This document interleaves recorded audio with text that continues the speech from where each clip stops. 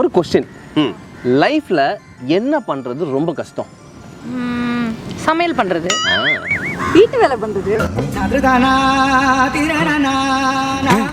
என்னடா யோசிக்கிற? இல்லடா, லவ் பண்றது. லவ் பண்றதெல்லாம் இங்க கஷ்டம் கிடையாது. லவ் பண்ண பொண்ண கல்யாணம் பண்றது தான் கஷ்டம்.